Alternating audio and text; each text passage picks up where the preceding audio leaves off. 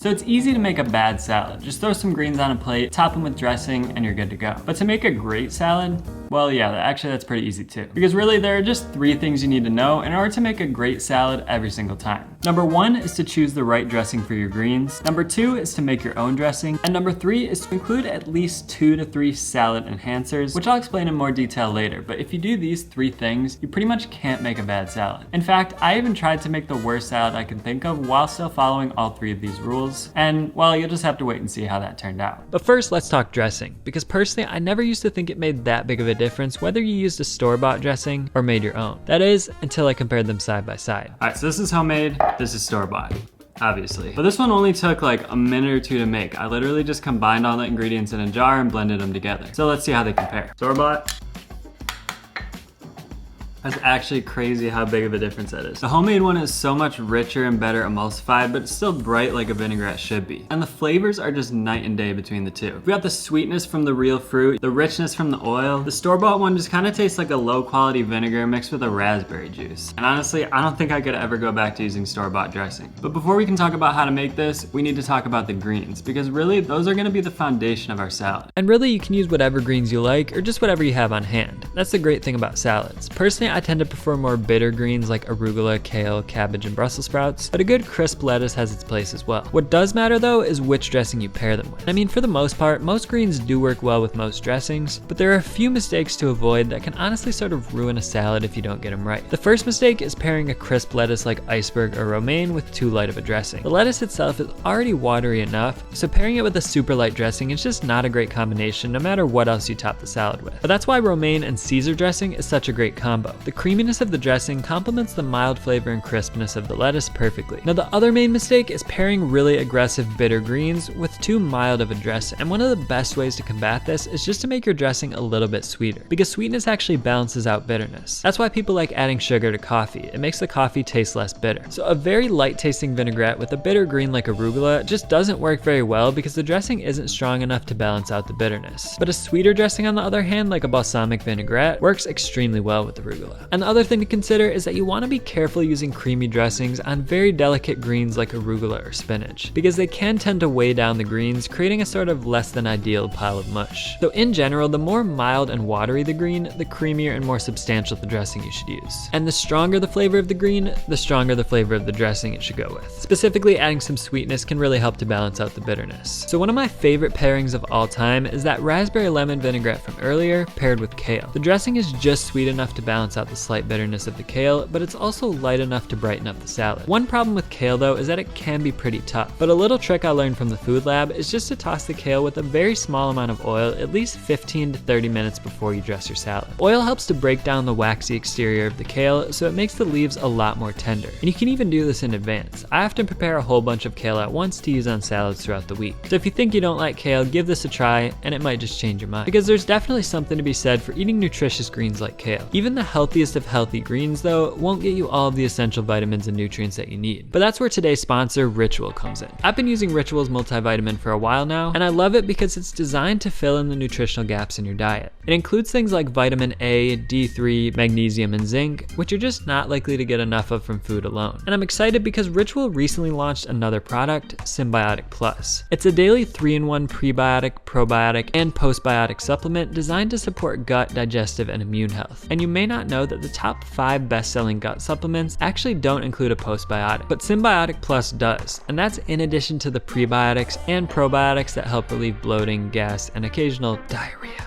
And if you're anything like me, there are certain greens like kale that just don't always sit right with you. I won't go into any more detail than that, but despite all the kale I've been eating lately, so far I've had no issues while taking Symbiotic Plus. And for anyone watching this video, Ritual is offering you 20% off your first month using my code CharlieA20. That's 20% off your first month by going to ritual.com/CharlieA20 and using code CharlieA20 at checkout. Thanks again to Ritual for sponsoring this video. But now back to dressing pairings. If you follow these few rules we talked about, you really can't make a bad pairing, but you can still make a bad salad, or at least a mediocre one, unless you follow our other 2 rules. The next of which is to make your own dressing. And we're gonna talk about 2 types here, vinaigrettes and creamy dressings. And most most dressings you'd ever make can fall into one of these two categories. So this raspberry vinaigrette I made is an adaptation of the basic vinaigrette formula, which is very simple. All you need to do is combine 1 part acid with 2 to 3 parts oil, depending on your preference, and then season to taste with salt and pepper. Personally, I go closer to 2 parts oil because I tend to prefer a brighter and tangier dressing. So for example, 1 part white wine vinegar combined with 2 parts neutral oil plus salt and pepper gives you a basic white wine vinaigrette. And the same can be done with red wine vinegar, balsamic, rice vinegar, citrus juice, or one of my favorites, which is a combination of citrus juice and vinegar. Really, the possibilities are endless. But there is one problem here. Well, maybe 2 problems. The first is that this is a pretty plain vinaigrette. It works in a pinch given that it comes together in like 30 seconds, but most of us probably want something a bit more interesting. And the second problem is that oil and vinegar don't like to mix, and so no matter how hard you whisk or how long you blend, they're gonna separate relatively quickly. Luckily though, we can solve both of these problems by adding 1 or 2 more ingredients to help emulsify the dressing. So the best emulsifiers for a salad dressing are generally gonna be Dijon mustard, mayonnaise, or honey. Personally, I like to add a tiny bit of all 3 to most of my vinaigrettes, but if you're only gonna go with 2, I'd go with the Dijon mustard and honey. That's because they not only add the emulsification properties, but they also add a really nice flavor. And we're talking very small amounts, about a 1/4 part Dijon mustard and a 1/3 part honey per 1 part of acid. So don't worry, the dressing won't taste like mustard and it won't be overly sweet. The mustard adds just the perfect amount of subtle spice and tang, while the honey helps to balance out the acidity of the dressing. So putting all this together, you can make a really solid basic vinaigrette with just 4 ingredients, plus salt and pepper, and all you have to do is combine everything together. I mean, if that's not easy enough, I don't know what to tell you. But if you are willing to spend more than 52 seconds making your dressing, then there are a few more things we can do to take it even further. Well, really one main thing, just add more good tasting stuff to it. So for example, you can make a Japanese inspired dressing by using rice vinegar as your acid and then adding miso, ginger, garlic, and sesame oil.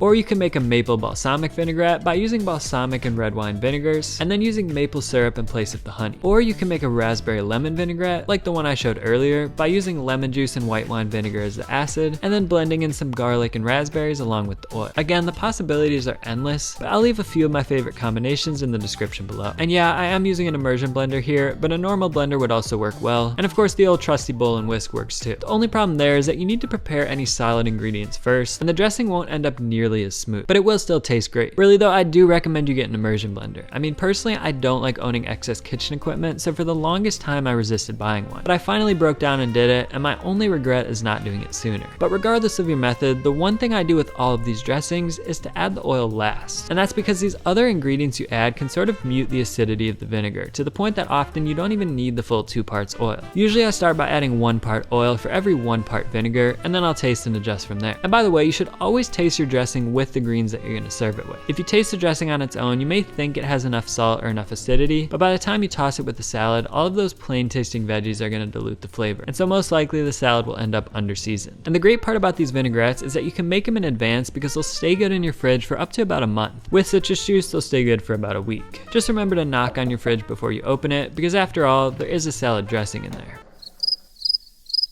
But anyways, now let's talk about creamy dressings. And there are a wide variety of creamy dressings you can make, but the easiest way to make a basic creamy dressing is just to follow the vinaigrette formula, but just use mayonnaise instead of the oil. Or if you're really fancy, instead of using mayonnaise, you can add an egg and then slowly drizzle in your oil as you blend to basically build a mayonnaise straight into your dressing. Just make sure to use a container with a pouring spout to avoid this absolute abomination that I've got going on here. Seriously, this is like the most frustrating part of cooking. I can't be the only one who thinks that. But anyways, here I'm making a classic Caesar dressing, which follows the exact formula I just lined out. It's just a vinaigrette with lemon juice as the acid, garlic, anchovies, and Parmesan cheese as the flavor enhancers, and an olive oil based mayonnaise as the fat. And just like with the raspberry vinaigrette, I did a taste test between homemade versus store-bought, and there was no question that a homemade Caesar dressing is worth making. The flavor and texture was miles better than the store-bought version, and it still came together in less than 5 minutes using the immersion blender. But now, after we've chosen our greens and we've made a homemade dressing to pair with them, it's time for the fun part, adding toppings. But you can't just add things all willy-nilly and expect it to work out fine. There are 3 categories of what I call salad enhancers, and I really think you need something from at least 2 out of these 3 categories in order to make a great salad. Although I think most of the best salads actually use all 3. So the first salad enhancer category is crunchies. This can include nuts or seeds, croutons, breadcrumbs, puffed rice, tortilla chips, even crunchy fruits or vegetables like carrots, radishes, apples, or pears. But either way, these ingredients provide a really nice textural contrast, which can help take a salad from being pretty one-dimensional and boring boring, up to something a lot more interesting, substantial, and delicious. Now the next salad enhancer category is creamies. So this could be beans, roasted root vegetables like sweet potatoes, beets, or carrots, or probably most commonly, cheese. Pretty much any kind, but crumbled cheeses like feta, blue cheese, or goat cheese work especially well. So these creamy ingredients make the salad feel a lot more substantial. I mean, it's amazing just how much more satisfying a kale salad is when you add some roasted sweet potatoes over top, or an arugula salad with the addition of some crumbled goat cheese. It goes from feeling like you're eating a plate of raw veggies to feeling like you're eating an actual meal. Now the third salad enhancer category is just something for flavor, but some of the best options are tender herbs like parsley, basil, or cilantro, dried fruit, pungent veggies like raw onions or shallot, cured meats, cooked meats, pickled things. The possibilities are pretty much endless. One of my favorites though, mostly because it's easy and goes with almost everything, is onions. But raw onions can be pretty harsh, as we all know, so a way to combat that is just to soak the onions in an acid for 10 to 20 minutes. This tames the onion's harsh flavor, and if you soak it in the same acid that you use to make your dressing, it'll always complement the salad perfectly. Now there are lots of other tips I could give. Cut your ingredients small so you get more variety on each bite, toss the salad in dressing so it's evenly coated, and so on. But the reason I chose these three is because if you follow them all, I honestly think you're never gonna make a bad salad. Well, actually,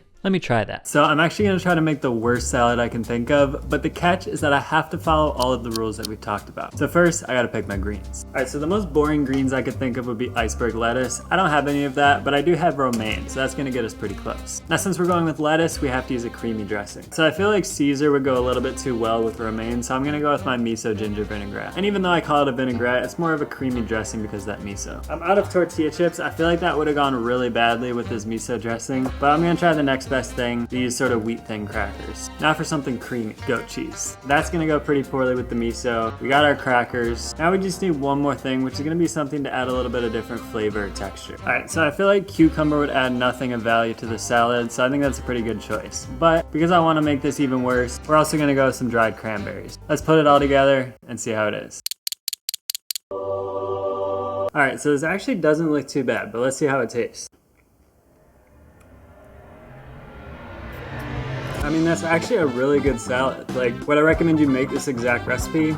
No, but like, even though I kind of made an effort to pick things that don't complement each other, just because we have each of those elements, they really come together and it actually works. But I think it just goes to show if you use any amount of common sense, you really can't make a bad salad as long as you're following this formula. Now, I recently also finally came up with my perfect method for fried chicken. So if you're looking to make something a little bit less healthy, you can check out that video right here. Either way, thanks a lot for watching, and I'll talk to you in that next video.